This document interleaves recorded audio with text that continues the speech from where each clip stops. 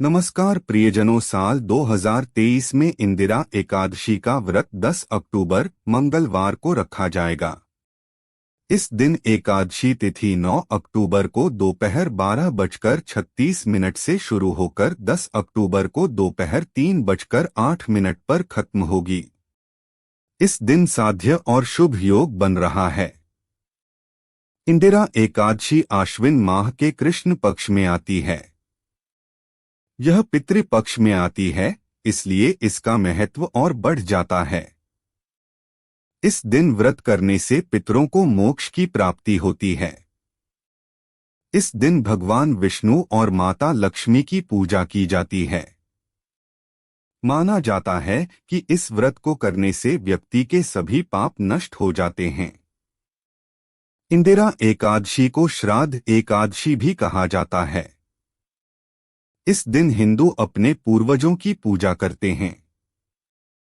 कहा जाता है कि अगर कोई पूर्वज जाने अनजाने किए गए अपने किसी पाप के कारण यमराज के पास दंड भोग रहे हों तो इस दिन विधि विधान से व्रत करने से उन्हें मुक्ति मिल जाती है। जानिए इस व्रत की पूजा विधि, मुहूर्त और संपूर्ण कथा। इंदिरा एकादशी का व्रत भगवान विष्णु और पितरों का आशीर्वाद पाने के लिए रखा जाता है। खास बात यह है कि इस व्रत को अगले दिन सूर्योदय के बाद यानी द्वादशी के दिन पारण मुहूर्त में ही खोलते हैं। हिंदू धर्म ग्रंथों में अनेक प्रकार की व्रत कथाओं का वर्णन प्राप्त होता है। लोक मान्यताओं के अनुसार यदि आप किसी भी प्रकार व्रत धारण कर रहे हैं तो उस व्रत से संबंधित व्रत कथा का वाचन एवं श्रवण करना अत्यंत आवश्यक होता है, अन्यथा उस व्रत का संपूर्ण फल प्राप्त नहीं होता है तथा वह व्रत अपूर्ण रहता है। प्राचीन काल में सतयुग के समय में महिष्मती नाम की एक नगरी में इंद्रसेन नाम का एक प्रतापी राजा धर्मपूर्वक अपनी प्रजा का पालन करते हुए शासन करता था। वह राजा पुत्र, पौत्र और धन आदि से संपन्न और विष्णु का परम भक्त था। एक दिन जब राजा सुखपूर्वक अपनी सभा में बैठा था तो आकाश मार्ग से महर्षि नारद उतरकर उसकी सभा में आए। राजा उन्हें देखते ही हाथ जोड़कर खड़ा हो गया और विधिपूर्वक आसन व अर्घ्य दिया। सुख से बैठकर मुनि ने राजा से पूछा कि हे राजन, आपके सातों अंग कुशल पूर्वक तो हैं? तुम्हारी बुद्धि धर्म में और तुम्हारा मन विष्णु भक्ति में तो रहता है। देवर्षि नारद की ऐसी बातें सुनकर राजा ने कहा, हे महर्षि, आपकी कृपा से मेरे राज्य में सब कुशल है तथा मेरे यहाँ यज्ञ कर्मादि सुकृत हो रहे हैं।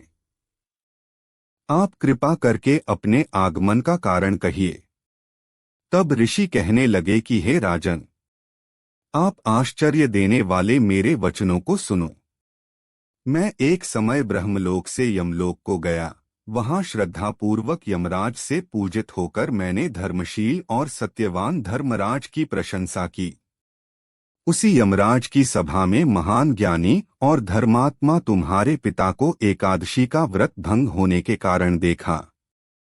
उन्होंने संदेशा दिया, सो मैं तुम्हें कहता हूँ। उन्होंने कहा कि पूर्व जन्म में कोई विघ्न हो जाने के कारण मैं यमराज के निकट रह रहा हूँ। सो हे पुत्र, यदि तुम आश्विन कृष्णा इंदिरा एकादशी का व्रत मेरे निमित्त करो तो मुझे स्वर्ग की प्राप्ति हो सकती है। इतना सुनकर राजा कहने लगा कि हे महर्षि, आप इस व्रत की विधि मुझसे कहिए। नारद जी कहने लगे, आश्विन माह की कृष्ण पक्ष की दशमी के दिन प्रात काल श्रद्धापूर्वक स्नानादि से निवृत्त होकर पुनः दोपहर को नदी आदि में जाकर स्नान करें। फिर श्रद्धापूर्व पितरों का श्राद्ध करें और एक बार भोजन करें। प्रात काल होने पर एकादशी के दिन दातून आदि करके स्नान करें। फिर व्रत के नियमों को भक्तिपूर्वक ग्रहण करता हुआ प्रतिज्ञा करें कि मैं आज संपूर्ण भोगों को त्याग कर निराहार एकादशी का व्रत करूंगा। हे अच्युत, हे पुंडरीकाक्ष, मैं आपकी शरण हूँ, आप मेरी रक्षा कीजिए। इस प्रकार नियम पूर्वक शालिग्राम की मूर्ति के आगे विधिपूर्वक श्राद्ध करके योग्य ब्राह्मणों को फलाहार का भोजन कराएं और दक्षिणा दें। पितरों के श्राद्ध से जो बच जाए उसको सूंघकर गौ को दें तथा धूप, दीप, गंध, पुष्प, नैवेद्य आदि सब सामग्री से ऋषिकेश भगवान का पूजन करें। रात में भगवान के निकट जागरण करें। इसके पश्चात द्वादशी के दिन प्रात काल होने पर भगवान का पूजन करके ब्राह्मणों को भोजन कराएं। भाई बंधुओं, स्त्री और पुत्र सहित आप भी मौन होकर भोजन करें। नारद जी कहने लगे कि हे राजन, इस विधि से यदि तुम आलस्य रहित होकर इस एकादशी का व्रत करोगे तो तुम्हारे पिता अवश्य ही स्वर्गलोक को जाएंगे। इतना कहकर नारद जी अंतर्ध्यान हो गए। नारद जी के कथनानुसार राजा द्वारा अपने बांधवों तथा दासों सहित व्रत करने से आकाश से पुष्पवर्षा हुई और उस राजा का पिता गरुड़ पर चढ़कर विष्णुलोक को गया। राजा इंद्रसेन भी एकादशी के व्रत के प्रभाव से निष्कंटक राज्य करके अंत में अपने पुत्र को सिंहासन पर बैठाकर स्वर्गलोक को गया।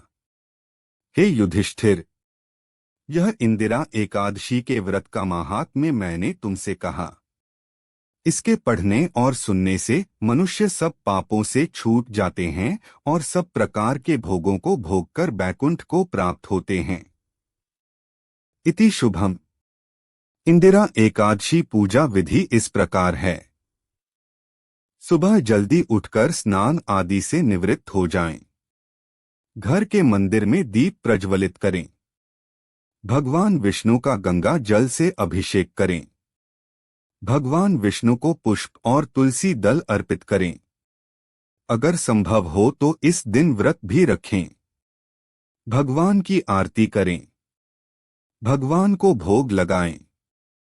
इस बात का विशेष ध्यान रखें कि भगवान को सिर्फ सात्विक चीजों का भोग लगाया जाता है। भगवान विष्णु के भोग में तुलसी को जरूर शामिल करें। ऐसा माना जाता है कि बिना तुलसी के भगवान विष्णु भोग ग्रहण नहीं करते हैं। इस पावन दिन भगवान विष्णु के साथ ही माता लक्ष्मी की पूजा भी करें। इस दिन भगवान का अधिक से अधिक ध्यान करें। आज का वीडियो यही समाप्त होता है। वीडियो को लाइक अवश्य करें और कमेंट बॉक्स में लिखे लक्ष्मी जी सदा सहाय करें।